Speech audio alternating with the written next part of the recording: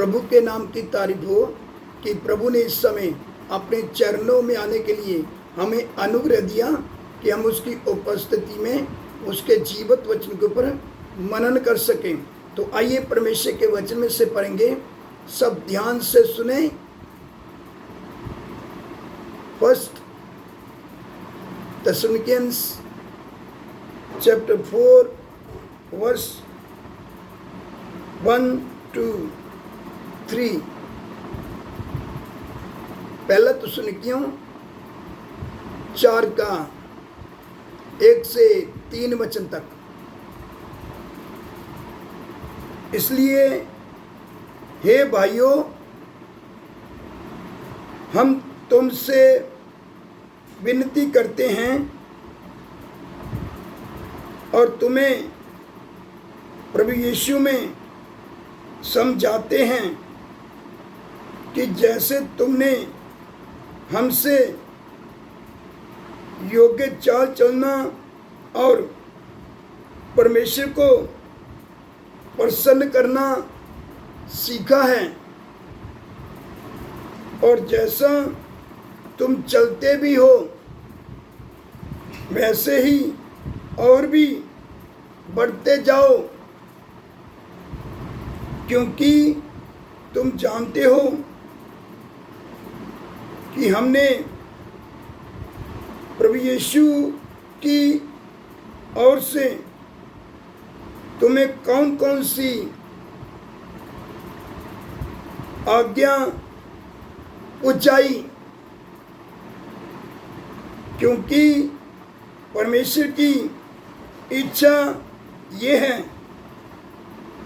कि तुम पवित्र बनो, अर्थात व्यभिचार से बचे रहो। जो हमने परमेश्वर का वचन सुना है, जो परमेश्वर का वचन पढ़ा गया, परमेश्वर का वचन बताता है जो हमने आपको सिखाया, जो आपने हमसे सीखा और हमने आपको कौन कौन सी आज्ञा पहुंचाई, ये सारी बातें पौलुस कलीसिया को बता रहा है, उनको सुचेत और खबरदार कर रहा है। उसके साथ साथ बोल रहा है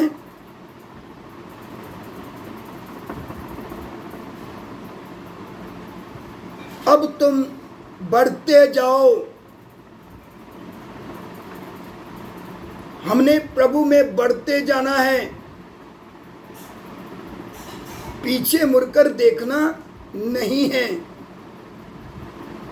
अगर हम बढ़ते जाएंगे, प्रभु हमारे जीवन से प्रसन्न होगा। जब एक समय है प्रभु यीशु मसीह बादलों में आएगा हमें लेने के लिए, तो हम उसको जब बादलों में मिलेंगे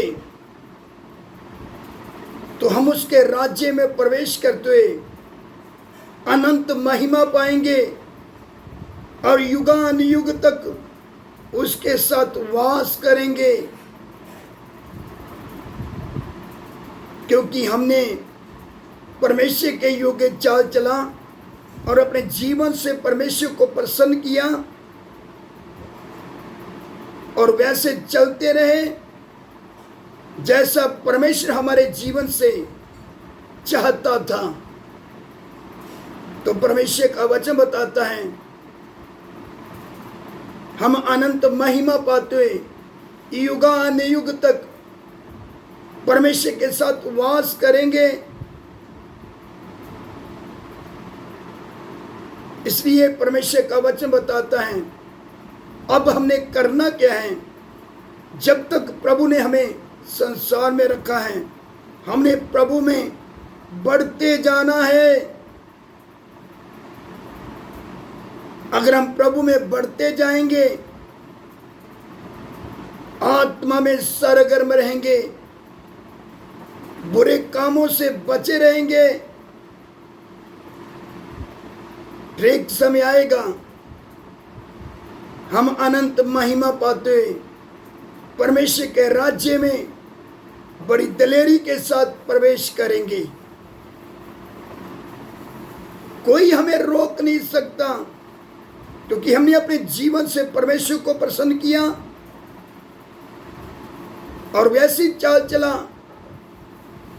जो परमेश्वर के योग्य हैं। तो जब हम परमेश्वर के पास अनंत काल युगानुयुग उसके साथ वास करेंगे, तो परमेश्वर हमसे अति प्रसन्न होगा, क्योंकि प्रभु बोलेगा, हाँ तो मेरे राज्य के योग्य हो, तो मेरे साथ अनंत काल वास करो, मेरी अनंत महिमा में वास करो। परमेश्वर यही चाहता है कि हम उसके साथ अनंत काल वास करें और अपने परमेश्वर को समझें, जानें कि परमेश्वर हमारे जीवन से क्या चाहता है।